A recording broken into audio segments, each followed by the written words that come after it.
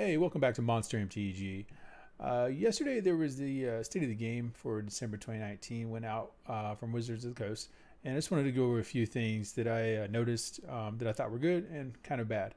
So, this was kind of a huge update. And I think there might be a little controversy coming, and we'll get to that in a second. But let's start at the top. So, for performance check-in, this is something that they kind of outlined over the past couple of updates, and really important for people with PCs who may have been lagging, especially for frames and things like that, who may have had to kind of turn their graphics down.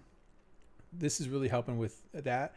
According to Wizards of the Coast, I know that for my system, every once in a while, I'll get a drop, some stutter, things like that. I'm sure everybody else does too. But for the November game update, you see 88% of players and 40% of players had FPS drops and hitches respectively. Whereas before the November game update, after that update, it dropped from 25% or from 88% to 25%, and then from 40 to 6%, which is a huge decrease. And I think that's going to help the player base overall and help people become less frustrated, hopefully. The next update that I saw, and I think this is where the controversy is going to come into, is Brawlidays. Cool name, right? So basically, the plan with this is to have Brawl available from December 12th through January 16th, and it only costs a whopping 10,000 gold or 2,000 gems. That's kind of insane. I think for I forget the price, but 7,500 gems is like $6 or something. So that's going to come out to like, I don't know, $15 ish, just to play Brawl every day from December 12th to January 16th. You're just playing a game mode. That is it. That's ridiculous. And I will also say that even for 10,000 gold, let's say that, that's all you have. All you have is 10,000 gold. Is it really worth to play Brawlidays? And I will say that if you do play, you get a Rise the Redeemed card, right? You get one copy for just winning one game in Brawlidays. Other than that, that's it. So you're basically paying $15 or so for Rise the Redeemed and the ability to play Brawl every day for a month ish. That's it. That's absurd. And because you can still play it Wednesdays, right? It's still going to come back every Wednesday. Players can still jump in, play that, and then jump back out to standard or whatever. So I don't agree with this, and I don't think that people should be paying this type of money for it. But we've seen this from Wizards of the Coast throughout several events, to where you can pay real money to buy alt art cards, right? Sleeves, of course, packs, and then play in these events, right? It's a lot of monetization. It's a lot of microtransactions, even though this isn't necessarily micro. Some of these items get expensive. Magic the Gathering Arena gets very, very expensive. But the problem is Wizards of the Coast keep pushing the envelope, right? This is an event that people can already play, and now they're saying, oh, hey, if you want to play it every day, well, you can pay to do that. I think that's a little egregious and absurd to think that people actually wanted this, right? And I think it's absurd that they're so ballsy, right? The Wizards of the Coast is so ballsy to actually implement this, and they're just going to keep doing it. If people are paying for it, they're going to keep doing it, right? So realistically, I think people should avoid this, right? Just play it on Wednesdays. There's no other benefit to playing it. You can still get Rise the Redeemed by getting it the normal way, right? It's a rare. You just need your rare drops, and that's it. So yeah, let's move on to historic. So there was a mention on historic, right, where it talks about changes that are coming in the December update. But realistically, the biggest changes are the card suspensions. For those who don't know what a suspension is, it's okay, because nobody did until now. And basically, a suspension is cards will no longer be able to be played in historic until I think it's January, or no, it's probably later than that. I have to go back and look. But for the time being, probably until the next set comes out, they're not going to be able to be played in historic, and then they'll be reevaluated over time. So we'll go over the reasoning, because for some reason the reasoning isn't here. There's a separate historic suspension announcement here. We'll just go to that. So they basically explained why each card was suspended, which does make sense. It kind of follows the same logic as standard. However, it's a little bit more minimal, right? The impact that these cards were having in historic are significantly less than what they were having in standard, for obvious reasons. There's a crap ton more cards. But, so once upon a time, Field of the Dead, Veil of Summer, and Oko, Thief of Crowns were all suspended, aka /banned.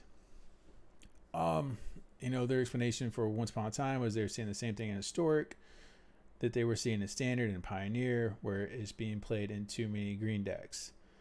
I think this explanation is weak. I think to say because a card is being played in too many green decks that it should be suspended, that doesn't make any sense to me.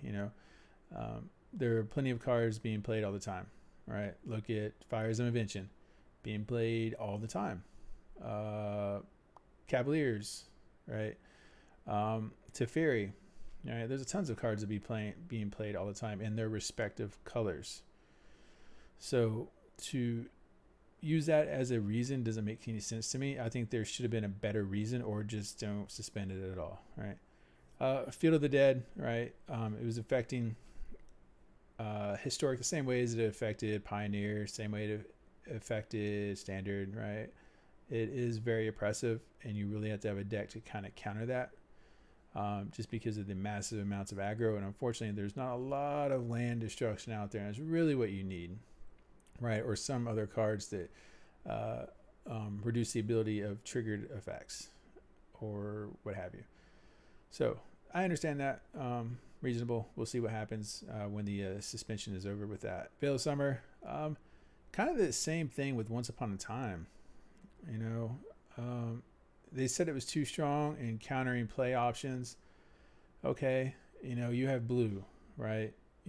Blue is notorious for having 15, 20, 25 counter spells. Right? They just counter everything, but that's not an issue. However, if you're green, all right, then playing Veil of Summer is an issue. That doesn't make any sense to me, because you're not countering everything. You're just countering blue and black, okay? That doesn't make any sense to me why they keep banning / suspending Veil of Summer, but it is what it is. Oko, Thief of Crowns. This was a little bit more interesting. They go into more detail with this one, and I don't know if I completely am on board with their reasoning, but I understand that Oko is still super powerful, even in historic. But they're saying that only around 15% of the decks Oko was prevalent. 15%. That means 15% or less people are even playing Oko. Perhaps. I'm trying to kind of go along the same reasons what prevalent means. But to me, prevalent could mean 1 copy or 4. I don't know what their definition of that is. So we'll just stick with kind of 15% or less of decks is playing Oko. Okay. It's not that high, right?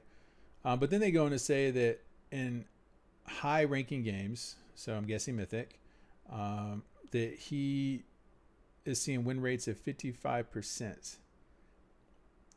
Okay. Is that really that high? I don't know, right? I really don't know.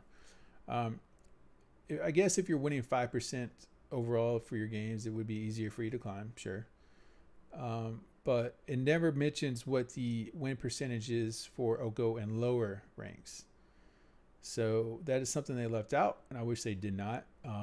Because I would say if it's around 50%, then maybe Oko isn't that big of a deal as we thought. I mean, maybe. I don't know. But that's it. These will be suspended for the time being, and then brought back. Well, whenever. I don't know. Actually, I have no idea when they will be brought back. I could swear it had the date on here.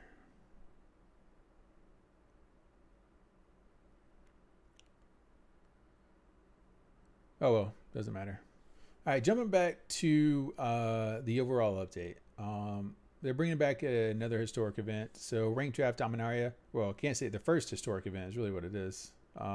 Ranked Draft Dominaria. This was big in standard, and it's cool that they're bringing this back.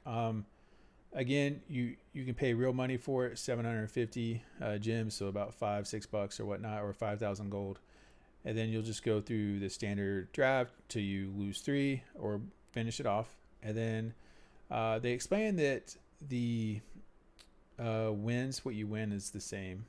Nothing has changed. So the entry fee, of course, that is the same. The event structure, same. Rewards. So all the rewards are the same, right? Okay.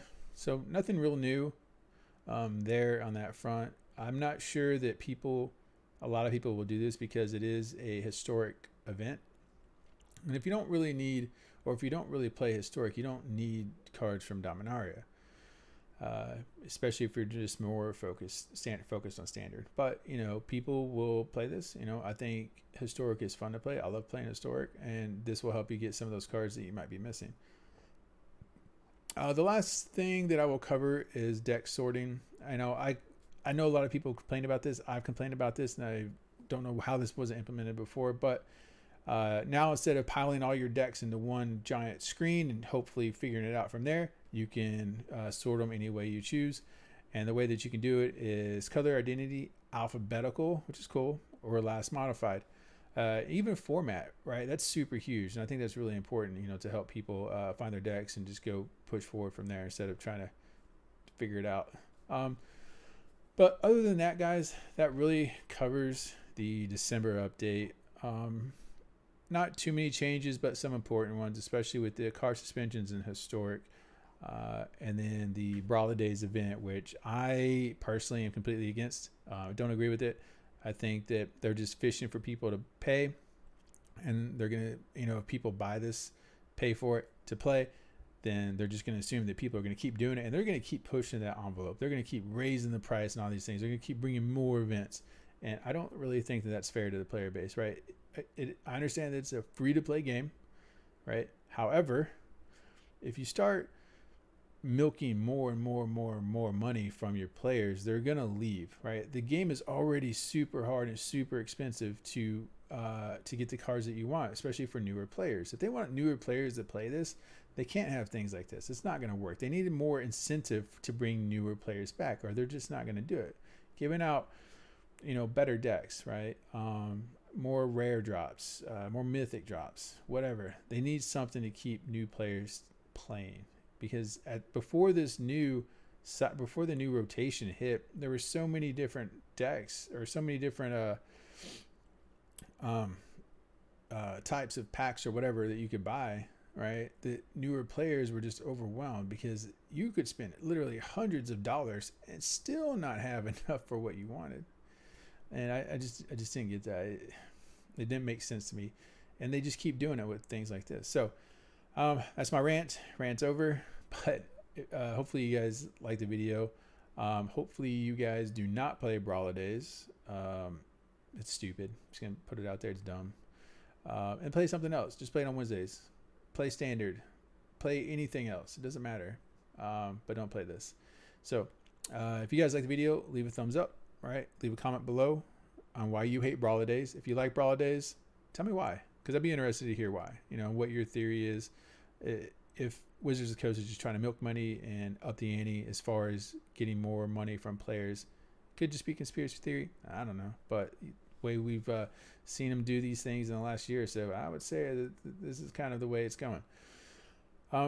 So yeah, subscribe, definitely subscribe, and yeah, I will see you guys tomorrow.